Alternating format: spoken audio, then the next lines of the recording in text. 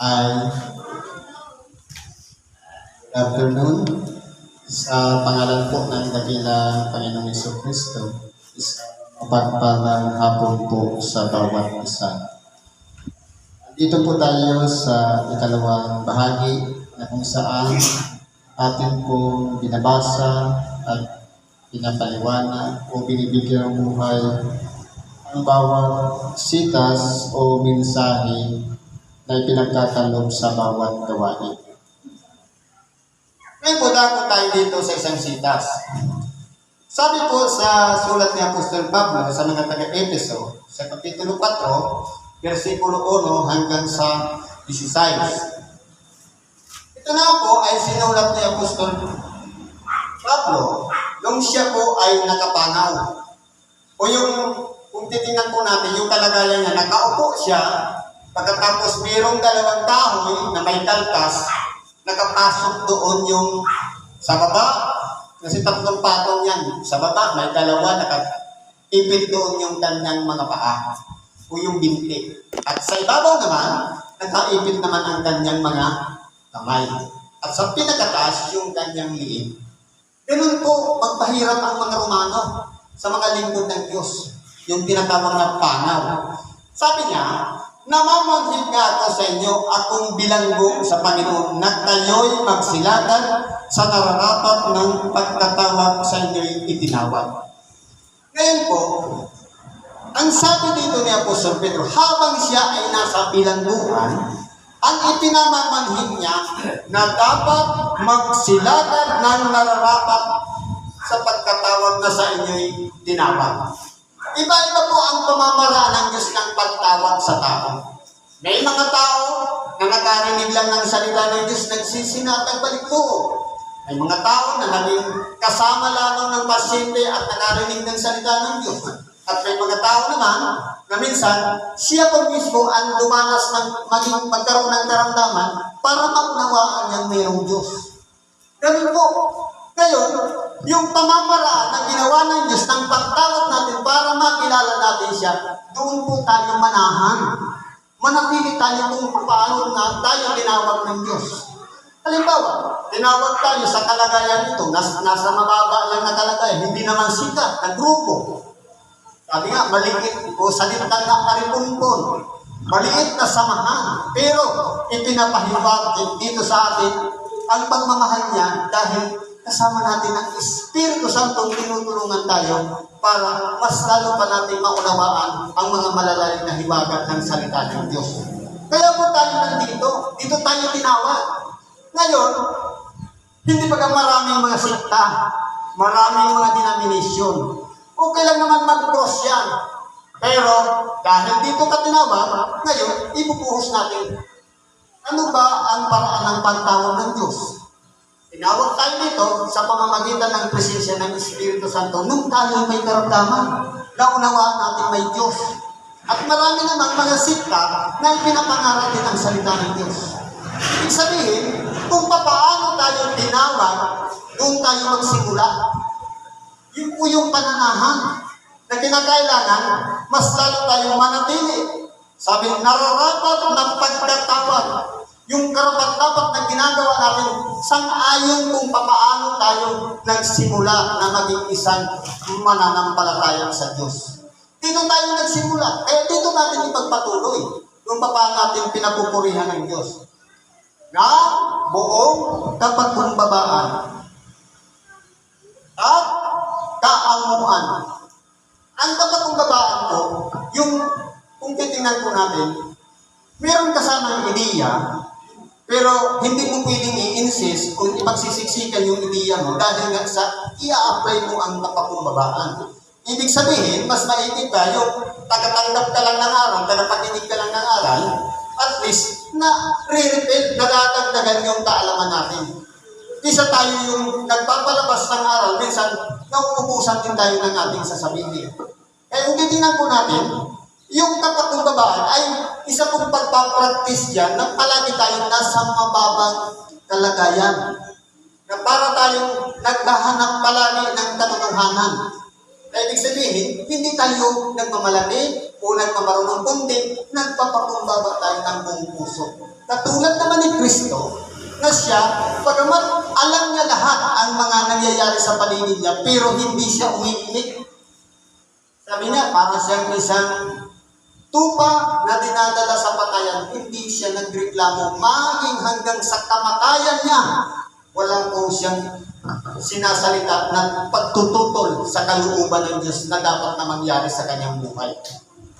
Kaya kung titingnan po natin, doon po nagtagumpay ang ating dakilang Panginoon sa pagiging mapagpakumbaba. Ano ba po? May kaamuan. Kaamuan na walang iba, yung pag-uugali o attitude. Kasi po, kung mabagsik, kung palaban, paano natin masasabi na maamo siya? Kasi po, kumbaga, ang isang tao o katulad sa isang hayop na maamo, kahit hawakan mo siya, pwede mo siyang hawakan. Pero kung nananakmal, hindi na siya maamo kasi palaban siya. Ano ba sabi nito? Na may pagpapahinuhod, mahaba ang pasensya, na kahit nagingit-ngit ka na gusto mo lang salutin, pero ang pagtitimpi at pagpipigil dahil lamang sa pag-a-apply ng pagpapahinuhod. Na kumbaga, kapag mayroong problema ang ating kapwa, gusto na natin sabihin, mali ka, pero dahil sa pagpapahinuhod, hahayaan lang natin siya para nang sa ganun, maabot niya rin yung naabot natin. Parang ganun, para malaman natin yung pagpapahinuhod na, kumbaga, nakakapag-ingat tayo na hindi tayo makapagsalita ng masama sa ating kapwa. Ano pa sabi dito? Na mga batahan kayo sa pag-ibig. Ibig sabihin, anumang kailangan ng ating kapwa, anumang kahinaan niya, anumang kalakasan niya, irespeto natin. Yun po yung pagbabata. Na may pag-ibig. Dahil minahamahal mo siya, dahil parte siya ng iglesia, dahil kailangan natin siya, kaibigan natin siya, kapatid natin siya. Wala kang ilalaglag, kundi lahat ang pakikitungo natin ay parihas ng pakikitungo din sa atin ng Diyos. Dapat ganun. Na, kang buong kapakumbaba, sabi nito, napagsakitan ninyong ingatan ang pagkikipagkaisa sa Espiritu sa tali ng kapayapaan. Totoo po. Kasi kung tingnan po natin, ginawa natin halimbawa ang presensya ng Espiritu o Espiritu Santo. Kaya nga kung tingnan natin, maging altar natin, maging yung mga sagisag natin, may nakalagay na kalapati. Ano po yan? Tanda ng kapayapaan. Ngayon, kung titingnan mo yung attitude ng uukali ng kalapati, kapag nag-alaga ka niya, at yung isang bahay, palaging nagtatalo-talo, lumalayas po ang kalapati. Ngayon, bakit po ginagawa yun ng kalapati? Dahil siya po ay kapayapaan. Ibig sabihin, saan man bahay na mayroong kaguluhan o hindi pagkakasundo, wala po doon ang kapayapaan. Kaya paano natin masasabi na nasa atin ang presensya ng Espiritu Santo kung magulo ang ating isipan? Kung palagi tayong aburido? Malalaman ang presensya ng Espiritu Santo kung tayo'y panatag ang ating kaisipan at nararamdaman natin ang presensya niya. Ano mang bagay na ginawa ng ating kapwa na hindi katanggap-tanggap, unawain natin. Babahaginan natin, ganito sis, sa maayos na pamamaraan. Mas maigit ang kausapin mo na harapan, isa yung patalikod, para nang sa ganun, mas nauunawaan niya yung pagkakamali niya. Ganun po yung maganda. Sabi ba po dito, may isang katawan at isang espiritu. Gaya naman ang pagkatawag sa inyo na isang pag-asa ng pagtawag sa inyo. Tayo po, sa isang kongregasyon, ay tinatawag na isang katawan. Meron tayong gumagabay sa atin, isang espiritu. Sa pagkatuwid, ang Espiritu Santo na siyang nangunguna sa bawat isa sa atin. Ibig sabihin, pag pinagsama-sama tayo sa isang katawan, kung paano dinilikha ng namumuno sa atin ng Espiritu Santo hanggang sa laylayan, hanggang sa pinakamababang kalagayan, Espiritu Santo ang namumuno. Pero kung hindi siya magkakaupong o magkakasundo, nasaan ngayon ang Espiritu Santo? Siyempre wala. Dahil mangyayari niya, pagka ibang Espiritu ngayon nag-uunyog sa isa at iba naman sa isa, nasaan na ngayon doon yung isang katawan? Kaya pag sinasabing katawan, magkakaupong po yan, magkakaroon ng ugnayan sa bawat isa. Sabi dito, isang Panginoon, isang pananampalataya. Minsan sa pananaw nagkakaiba-iba. Totoo, alam natin, isang Panginoon, pero sa pananampalataya, iba-iba. May pananampalataya na sinasabi ang Diyos, dalawa. Pero pananampalataya, yung oneness, pero Trinity, iba-iba ang pananaw. Pero pag sinabing iisang katawan, isang Panginoon, at isang pananampalataya, dapat united tayo sa isa't isa. Yung pananampalataya natin, pare-parehas, magkakaugnay, magkakarugtong.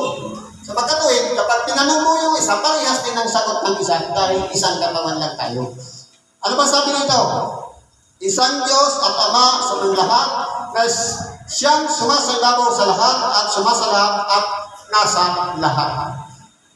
Ngayon, sabi nito, isang Diyos ang Ama ng lahat.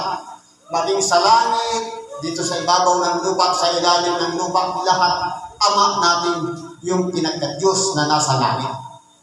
Na siya'y nasa lahat at sumasalahat.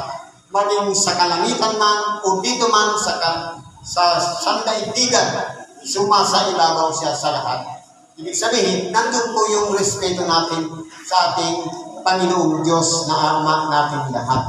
Datapot, ang bawat isa sa atin ay binigyan ng biyaya ayon sa sukat na kaloob ni Kristo.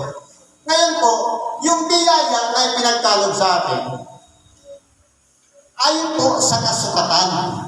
Kaya ngayon, depende po kasi sa experience ng bawat isa sa atin. Kung magaling tayong magpaliwanag, magpahayag ng salita ng Diyos, ilalagay ka naman sa sitwasyon na tagapagpaliwanag ng salita ng Diyos. Kung magaling ka, tumulong sa karamdaman ng kapwa, mahabagin ka, ilalagay ka naman sa pagiging isang manggagamo. Kung marunong ka, magkipagkapwa sa tao, ilalagay ka naman sa isang kalagayang mahabagin o maawain.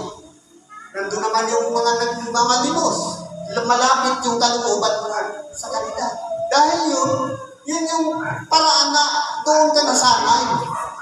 Yun yung nakahiligan natin. Kaya kung titignan po natin, ang bawat isa sa atin may kanya-kanyang biyaya. Pagkamat marami nagiging ebanghilista, maraming mga naglilimos, pero iba-iba ang ipinagkaloob sa bawat isa sa atin. Depende po sa naabot natin sa pagkaunawa. Doon po natin malalaman na ganun pala, kaya pala ganito pala yung ginagawa ko dahil yun pala yung nakasanayan ko. Yun pala yung nakahilingin ko, kaya ko pala ginagawa ko. Ano ba sabi dito? Kaya sinasabi niya, nang umakyat siya sa itaas, ay dinala niyang bihag ang pagkabihag at nagbigay ng mga kaloob sa mga tao. Totoo po. Nagsakripisyo siya. Dinala siyang bihag. Na dapat sana tayo yung lumanas ng mga dinanas ng ating dakilang Panginoon. Pero lahat ng yun ay siya po ang nag-ako alang-alang sa pag-ibig niya sa atin. Kaya, sa pamagitan po noon niya, ipinamala sa bawat isa sa atin na dapat maunawaan natin yung pagpapahalaga ng ating dakilang Panginoon sa bawat isa sa atin. Yung pagtanggap lang natin sa ating sarili na siya'y Panginoon natin, ang ating dakilang Panginoong Jesucristo, mayroon pong nakalaan sa bawat isa sa atin na isang biyaya din ayon naman sa kalooban niya na ipinagkatiwala sa bawat isa sa atin. Magkakaiba-iba po ang ipinagkaloob sa atin ng Diyos. Kaya sabi dito, ngayon ito, umakyat siya. Ano ito? Kundi siya ay bumabari naman sa mga dakong kalaliman ng lupa. Ang bumaga ay siya rin namang umakyat sa kaitaasan ng buong sangkalangitan upang kaniyang mapuspos ang lahat ng mga bagay. Ibig sabihin, kaya pala ating dakilang Panginoon sinasabing bumaba dahil galing siya sa taas. At nung sinasabing siya naman ay umakyat dahil nakababa siya. Ibig sabihin, meron talaga siyang pinanggalingan na isang kalagayan na dahil sa kalooban ng kanyang ama, sinugo siya kaya siya bumaba dito sa ibabaw ng sanlibutan. At matapos siya maganap ang ministeryo, siya naman ay umakyat at bumalik na muli sa kanyang kaluwalhatian. Walang iba ang ating dakilang Panginoon po yun. At pinagkaluban niya ang mga iba na maging mga apostol. Siguro marami naman tayong kilalang mga tinawag ng mga apostol. Yung 12 alagad, kasama yun sa 12 apostol. Sino pa? Ano pa sabi nito? At ang mga iba ay propeta. Maraming mga nagsipang hula ng ukol sa kaluwalhatian ng Diyos. Napagamat hindi pa napagkikita yung magiging kalagayan sa hinaharap, nagsipang hula na sila. Mga propeta po ang tawag doon. At ang mga iba, ibang bilista. Ito na yung nangangaral ng salita ng Diyos. Taga-interpret ng aral o mensahe ng salita ng Diyos. Ano po? At ang mga iba, pastor at mga guro. Ang mga pastor, ito naman yung nangunguna sa iglesia. Na walang iba, ang iglesia ang tinatawag ng kawan, at ang pastor ang nangunguna, at ang mga tagasunod ang tawag yan, mga tupa. At meron din mga guro na nagtuturo ng mga malalalim na bagay ng Diyos. Sa ikasasakdal ng mga banal sa gawaing paglilingkod sa ikatitibay ng katawan ni Kristo. Kaya po pala tayo pangsyonal na bahagi ng katawan ni Kristo para pagtibayin yung kanyang katawan. Kaya dapat, habang tayo ay magkakaumpong-umpong, gumagawa tayo para sa isang katawan, alang-alang sa katawan ni Kristo, na magkakasama-sama silang nagtutulungan para papurihan yung may-ari mismo ng katawan. Walang iba ang ating dakilang Panginoong Jesucristo. Hanggang sa abutin natin lahat ang pagkakaisa ng pananampalataya at ang pagkakilala sa anak ng Diyos hanggang sa lubos na paglaki ng tao hanggang sa sukat ng pangangatawan ng kapuspusan ni Kristo. Kaya tingnan po natin, bakit po pala ang nagagawa natin hindi lang sa pagsunod sa kalooban ng Diyos, kundi sa pamamagitan ng ginagawa nating pagbabahagi ng salita ng Diyos. Doon po tayo kasi natututo. Na ang katotohanan, katawan tayo ng ni Kristo, kanya-kanyang bahagi, magkakaumpong, pero ang importante po yun, yung pagkakaumpong, nagtutulungan po yun.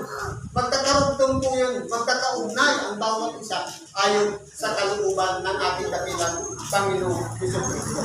Upang tayo'y huwag na maging mga bata pa na napapahatay dito doon at dinadala sa nagkatitadla ng lahat ng mga hangin ng aral sa pamamagitan ng daya ng mga tao sa katusuhan ayon sa lalang ng kamalian.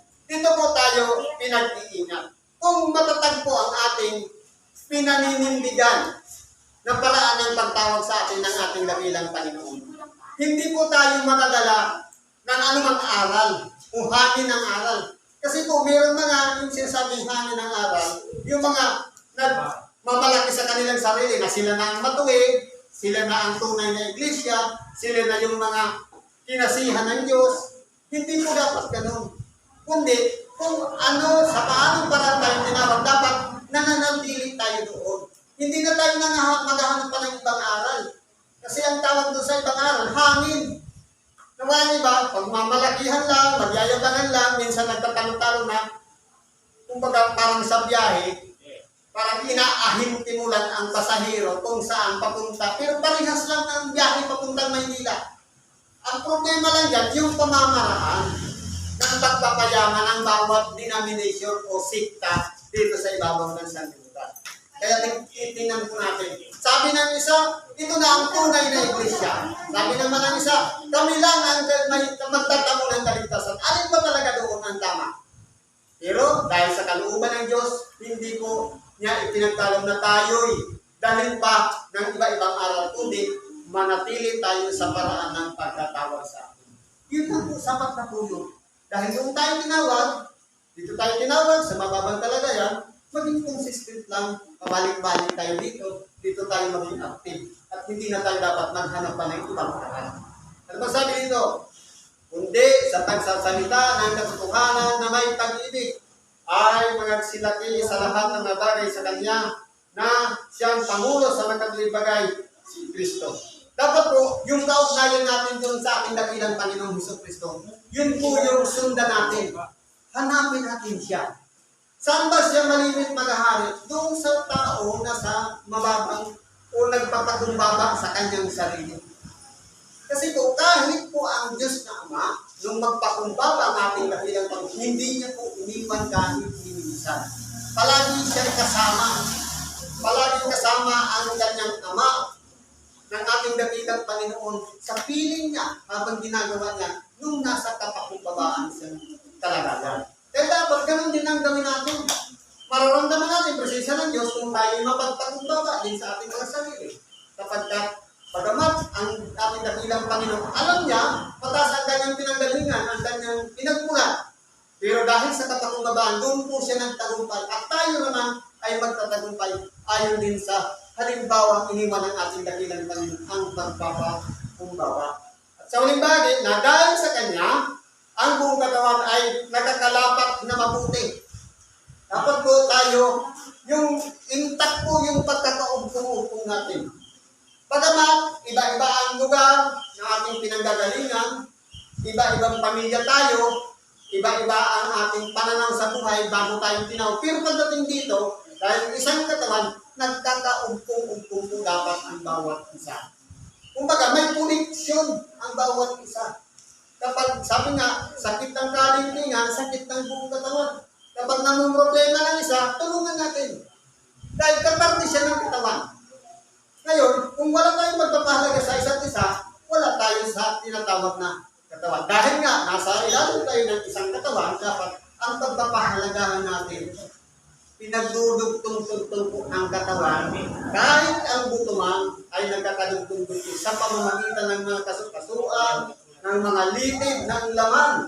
Ganon din dapat ang ugnayan natin sa bawat isa. Ayon sa paggawa na ukol ng bawat iba't ibang sangkap, ay nagpapalaki sa katawan sa katitibay ng kanyang sarili sa pag-ibig. Kaya po, ang nagbubuklo sa atin, walang iba ang pag-ibig. Sabi nga, ano ang pinakasimbol ng pag-ibig? Heart. Ano ba ang laman ng heart na yan? Dugo. Ibig sabihin, maging busilak nawa, maging mapulang-mapula nawa ang pakikipag-ugnayan natin sa bawat isa. Kasi po, kung wala po yung dugo na yan, wala po yung puso na yan, wala po pag-ibig. Kaya, panatilihin natin ang pag-ibig natin sa ating kapwa. Kapag nalugmok, ibangon natin. Kapag siya'y nagmamataas naman, kausapin natin para bumaba ng kunti. Nang sa ganon, sama-sama tayong magkakadugtong ng mga kasukasuan para tawagin tayo isang katawan ayon sa katawan ni Kristo na siya ang ulo na walang iba. Sumusunod lahat tayo kung ano ang inihibika ng ulo. Walang iba ang ating dakilang Panginoon.